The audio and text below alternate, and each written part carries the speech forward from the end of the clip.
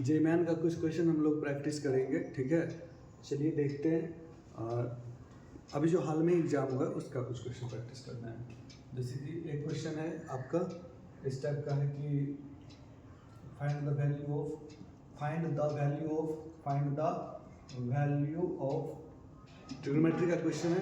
Question ये है यहाँ पे लिखा हुआ है कोसेक tan डिग्री, ठीक है, और -√3 सेक tan डिग्री। ये बहुत ही इजी टाइप का क्वेश्चन, ठीक है। तो इसमें बनाओगे कैसे आप? तो सबसे पहले आप इसको साइन में चेंज कर दो। साइन में चेंज करोगे तो ये 1 क्या आएगा, साइन tan डिग्री आएगा, और -√3 क्या आएगा, कॉस tan डिग्री आएगा, ठीक है। अब यहाँ पे इन दोनों का एलसीएम लेंगे तो यहाँ पे आ जाएगा कॉस tan डिग्री और ये आएगा √3 साइन tan डिग्री, ठीक है। होल डिवाइडेड बाय आ जाएगा साइन tan डिग्री और इंटू कॉस tan डिग्री। अब जब भी आपको इस टाइप का क्वेश्चन मिलता है कि ऐसे समझ लो कि जहाँ पे 1 है और यहाँ पे √3 है, तो एक हम लोग ट्रायंगल बना लेते हैं, पता ही है बेसिक 1√3, तो इसका हाइपोटेनस 2 आ गया। मतलब 2 से क्या करना है, दोनों जगह 2 से डिवाइड करना है। अगर ऊपर डिवाइड कर रहे हो तो नीचे भी डिवाइड करना होता है। तो चलो हम डिवाइड कर लेते हैं। ये आ गया 1/2 कॉस tan डिग्री आ गया, -√3/2 क्या आ जाएगा, साइन tan डिग्री आ जाएगा, और नीचे में भी आ जाएगा 1/2 साइन tan डिग्री आ जाएगा, और ये इंटू कॉस tan डिग्री आ जाएगा, ठीक है। अब ये बताओ मुझे, ये 1/2 किसका वैल्यू होता है? तो 1/2 कॉस 30 डिग्री का वैल्यू होता है, सॉरी कॉस 60 डिग्री का वैल्यू होता है, और साइन 30 डिग्री का भी होता है। तो यहाँ पे हम साइन 30 पुट कर देंगे, कितना आएगा, sine 30 degree into cos tan degree, minus यहाँ पे क्या आएगा, cos 30 degree into sine tan degree. अब ये किसका फॉर्मूला बन जाएगा? तो ये फॉर्मूला बन जाएगा किसका, साइन ऊपर वाला बन जाएगा साइन a माइनस बी का, और नीचे में यहाँ पे क्या हो जाएगा, ये कंपाउंड एंगल का फॉर्मूला बनेगा। अगर यहाँ पे हम लोग 2 रख देते हैं तो 2 साइन tan डिग्री हो जाएगा और इंटू कॉस tan डिग्री हो जाएगा, और यहाँ उसके लिए 1/2 हमें लिखना पड़ेगा इस 2 को बैलेंस करने के लिए। अब हमारे पास क्या आ गई, हमारा ये बन गया क्या, साइन a माइनस बी का फॉर्मूला। तो साइन 20 डिग्री आ गया, और नीचे में आ गया 1/2, और 1/2 का मल्टीप्लीकेशन हो जाएगा यहाँ पे, और ये हो जाएगा 2 साइन ए इंटू कॉस, क्या होता है, साइन 2a। साइन 2a का फॉर्मूला क्या होता है, और यहाँ पे साइन 2 साइन इंटू कोसाइन 3 हो जाएगा, तो साइन 20 डिग्री नीचे भी बन गया, ये दोनों कैंसिल हो गया, तो ये आ गया 1/4, जो कि हमारा क्या आ जाएगा, 4। तो जो 4 ऑप्शन होगा वो हमारा सही होगा, ठीक है। एक बार फिर से समझ लो, इसको आप लोग पहले ऐसे ऐसे चेंज करके फिर कोशिश करोगे, बन जाएगा, ठीक है। आसान क्वेश्चन था। नेक्स्ट क्वेश्चन देखते हैं अपना सब, ठीक है। थोड़ा देख लो, 1 मिनट का 30 सेकंड का टाइम है, एक बार फिर से समझ लेना, ठीक है। हो गया, देखते हैं दूसरा क्वेश्चन। दूसरा क्वेश्चन हम आपको करवाते हैं, जो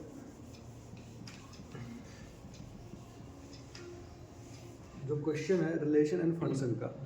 पूछ क्या रहा है कि कोई सेट ए है जिसमें रिलेशन क्या है, ए बी एलिमेंट है, ए बी सी डी, ठीक है। तो इसमें पूछ रहा है कि number of reflexive and symmetric relation क्या होगा। तो उसका फॉर्मूला क्या होता है, 2 का पावर n² - ny² होता है। तो यहाँ से आंसर क्या आ जाएगा, 4 एलिमेंट है तो 2 का पावर 4 का square minus 4/2 which is equal to 4 का स्क्वायर माइनस 4 कितना आ जाएगा, बोलो। ये आ जाएगा कितना, 12/2 6, मतलब क्या 2 का पावर 6 कितना होता है, 64, हमारा आंसर जाएगा। ये दूसरा क्वेश्चन था, ठीक है। चलो अब देखते हैं नेक्स्ट। नॉर्मल रिलेशन का क्वेश्चन भी आ गया। उसके बाद हम लोग प्रैक्टिस क्या कर रहे हैं, हम लोग प्रैक्टिस कर रहे हैं जेईई 21 जनवरी 2026 का क्वेश्चन, ठीक है। 1 मिनट में फिर से देख लेता हूँ अगला क्वेश्चन क्या था। अगला क्वेश्चन ये है कि ये हमारा कोऑर्डिनेट ज्योमेट्री का क्वेश्चन है। बोल रहा है क्या, the locus of point of intersection of tangent drawn to the circle x minus 2 का whole square plus y minus 3 का whole square is equal to 16, है ना। which subtends an angle 120 degree is कौन सा ऑप्शन होगा? तो option तो मैं यहाँ लिखूंगा नहीं, मैं डायरेक्ट क्वेश्चन सॉल्व करके बता देता हूँ कौन सा ऑप्शन यहाँ पे होगा इसका। तो सबसे पहले क्वेश्चन पूछा क्या है वो बोल रहा है क्या, उस पॉइंट का लोकस बताना है ना। उस पॉइंट का लोकस बताओ जहाँ से टेंजेंट्स क्या होंगे सर्कल पे ड्रॉ किया गया है, ठीक है। अब किस सर्कल पर? तो इस सर्कल पर जिसका सेंटर 2,3 है और रेडियस कितना है 4 है। तो मान लो हमारा ये सर्कल है, इसका सेंटर 2,3 ये हो गया, रेडियस 4 है, मतलब ये हमारा 4 हो गया। यहाँ से टेंजेंट ड्रॉ किया, यहाँ मान लेते हैं पॉइंट एच को मान लीजिए, इसका लोकस निकालना। तो यहाँ अगर मान लो इस टेंजेंट का है ना, बोल रहा है कि tangents drawn to the circle इतना विद सबटेंस एंगल 120 डिग्री, मतलब टेंजेंट्स ड्रॉन मतलब दो टेंजेंट ड्रॉ किया गया है और दोनों यहाँ पे कितना डिग्री का एंगल बना रहा है 120 का, ठीक है। The locus of point of intersection of tangent drawn to the circle है ना, सबटेंस एंगल 120 डिग्री।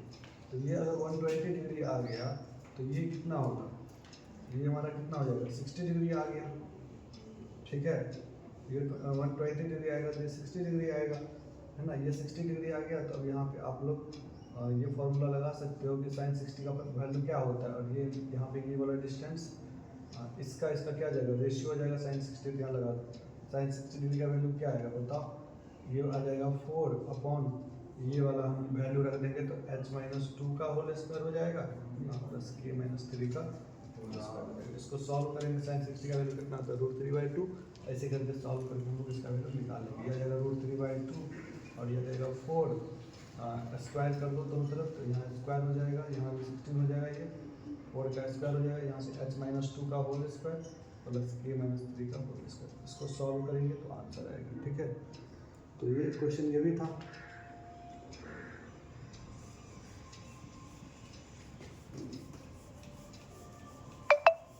इसके आगे का क्वेश्चन करवाता हूँ, देखना ध्यान से, समझ में आ गया होगा। आसानी था, कैलकुलेशन करना है बन जाएगा, ठीक है, कोई डिफिकल्ट नहीं था। ये करवा दिया। उसके बाद अब मुझे बताओ, आप लोग नेक्स्ट क्वेश्चन मैं करवा देता हूँ, ध्यान से समझना। और नेक्स्ट क्वेश्चन क्या है? नेक्स्ट क्वेश्चन है हमारा, नेक्स्ट क्वेश्चन है आपका जीपी का क्वेश्चन है, मतलब जीपी का भी क्वेश्चन है और एक क्वेश्चन है जो कॉम्प्लेक्स नंबर का भी है और वो भी बहुत आसान है। तो वो क्वेश्चन ये है कि x² + x+1 = 0 है, तो हमें वैल्यू फाइंड करना है किसका, x + 1/x का, x + 1/x का होल स्क्वायर क्या होगा, सॉरी होल पावर 4 क्या होगा, फिर x² + 1/x² का होल पावर 4 क्या होगा, फिर ऐसे चलता है, लास्ट में है x का पावर 25 + 1/x का पावर 25 का होल पावर 4 क्या होगा, ये पूछ रहा है। तो ये मुझे बताओ आप लोग कॉम्प्लेक्स नंबर में ये कौन सा वैल्यू है जो सेटिस्फाइड, मतलब यहाँ रखने के बाद ये 0 हो जाता है। तो हम लोग जानते हैं ओमेगा का वैल्यू, ओमेगा का वैल्यू क्या रखते हैं, यहाँ ओमेगा रख दोगे तो ओमेगा² + ओमेगा +1 = क्या होता है 0, है ना। तो अब यहाँ से क्या आएगा, ये हो जाएगा हमारा कितना बताओ, अगर ओमेगा रखोगे तो ये हो जाएगा ओमेगा और ये आ जाएगा 1/ओमेगा। तो 1/ओमेगा का वैल्यू कितना होता है, 1/ओमेगा का वैल्यू होता है -ओमेगा², यही ना होता है। यहाँ से भी देख सकते हो कि यहाँ पे आप ऐसे रख दो इसको, हम लोग जानते हैं ओमेगा क्यू का वैल्यू कितना होता है 1, तो यहाँ ओमेगा स्क्वायर से डिवाइड कर दो, ओमेगा स्क्वायर से डिवाइड करोगे तो कितना आ जाएगा, ये आ जाएगा ओमेगा = 1/ओमेगा²। और ओमेगा स्क्वायर के लिए यहाँ अगर हम लोग ऊपर नीचे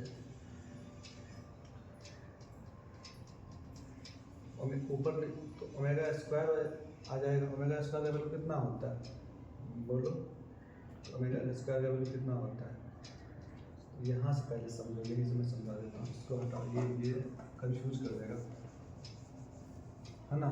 तो हम लोग जानते क्या है, यहाँ से समझना कि ओमेगा + ओमेगा² का वैल्यू कितना होगा -1 होगा, ठीक है। तो अगर यहाँ पे 1/ओमेगा आ गया तो 1/ओमेगा हम लोग क्या लिख सकते हैं, तो 1/ओमेगा हम लोग लिख सकते हैं ओमेगा², क्या लिख सकते हैं ओमेगा², ये सही है। 1/ओमेगा क्या लिख सकते हैं ओमेगा²। तो ये आ गया ओमेगा + ओमेगा², इसका वैल्यू कितना आएगा -1 आएगा। यहाँ देखोगे तो ये आएगा ओमेगा का पावर 4 प्लस 1 बाय ओमेगा का पावर 4, फिर ये आएगा ओमेगा, फिर ये आएगा ओमेगा और ये आ जाएगा, बोलो यहाँ ओमेगा क्यूब इंटू ओमेगा, भी ओमेगा आ जाएगा और ये आ जाएगा 1 बाय ओमेगा, फिर ये इसका वैल्यू भी -1 आएगा, है ना। फिर अगला टर्म आएगा, ये आएगा omega cube plus 1 by omega cube, है ना। इसका तो खैर 1 1 2 ही हो जाएगा, है ना, 2 हो जाएगा। फिर ऐसे चलते जाएगा तो अब सबका वैल्यू हम लोग निकाल सकते हैं। तो क्या आएगा फाइनली हमारा आंसर क्या आएगा समझो। बाकी 6 अगर ओमेगा 6 आता है, अगर ये वाला टर्म आता है ओमेगा 6 प्लस 1 बाय ओमेगा 6, इसका वैल्यू कितना आएगा, तो ओमेगा 6 मतलब इसका 1, इसका भी क्या 1, तो 1 बाय 2 आ जाएगा, है ना। तो ऐसे चलता जाएगा और हम लोग वैल्यू निकाल लेंगे। तो फिर देखो अब ओमेगा 7 का क्या आएगा, तो ओमेगा 7 का बताओ, तो omega 7 plus 1 by omega 7, omega 7 का वैल्यू कितना आ जाएगा बोलो, तो ओमेगा 7 का मतलब क्या, ओमेगा प्लस 1 बाय ओमेगा, मतलब ओमेगा प्लस ओमेगा स्क्वायर आ रहा है। तो इससे आप लोग एक चीज़ समझ रहे हो कि जो हमारा 3 का मल्टीपल बन रहा है, जहाँ पे 3 का मल्टीपल कितना बनेगा, एक बनेगा X Q plus 1 by X Q बनेगा, उसके बाद एक बनेगा x6 प्लस 1 बाय x6 बनेगा इस बीच में, है ना, 1 2, उसके बाद एक x9 प्लस 1 बाय x9 बनेगा, 3 हो गया, x12 प्लस 1 बाय x12 बनेगा, 4 हो गया, है ना। ऐसे करके फिर एक क्या बनेगा x15 बनेगा, बोलो 12 बनेगा, 15 वाला बनेगा, और 15 वाला के बाद 18 वाला बनेगा, 18 वाला के बाद 21 वाला बनेगा, फिर 24 वाला बनेगा, और फिर बाकी तो कितना 1 2 3 4 5 6 7, है ना, 7 ही बनेगा, 1 2 3 9 हो गया, 12 हो गया, 15 हो गया, 15 18 होगा, 18 हो गया, है ना, 1 2 3 4 5 6 7 8 बन गया, है ना। तो 8 बन गया, इसका मतलब ये सबका क्या आ रहा है, सबका वैल्यू 2 आ रहा है, तो 2 इंटू 8 इंटू 2 का पावर 4 ये आ जाएगा। बाकी बच गया कितना, बाकी कितना है 25 टर्म तक है, तो बाकी 25 में से 8 माइनस कर लो, 8 निकाल लो, तो 25 में से अगर 8 निकाल लोगे तो कितना बचेगा, तो 25 माइनस 8 निकालो तो कितना बचेगा बताओ, 17 17 -1 होगा, -1 का पावर 4 तो +1 होगा, 17 ये एक्स्ट्रा जोड़ोगे और ये रहेगा 8 इंटू 2 का पावर 4 कितना होता है, 2 का पावर 4 हमारा 16 होता है, 16 8 जा कितना होता है 144 होता है, 16 8 जा 144 नहीं, 16 9 जा 144, 16 8 जा क्या होता है 126 होता है, और उसमें तुम 17 ऐड कर दोगे तो ये कितना आ जाएगा 3 4 और 143 हमको लगता है आंसर होना चाहिए, ठीक है। तो ठीक है देख लेना इसको भी। उसके बाद आते हैं नेक्स्ट क्वेश्चन जो हमारा है, नेक्स्ट क्वेश्चन कौन सा होगा देख लेते हैं। नेक्स्ट क्वेश्चन मुझे लगता है उसका होगा क्या बोलते हैं इंटीग्रल डिफरेंशियल इक्वेशन का या इंटीग्रल का, देखते हैं कौन सा है।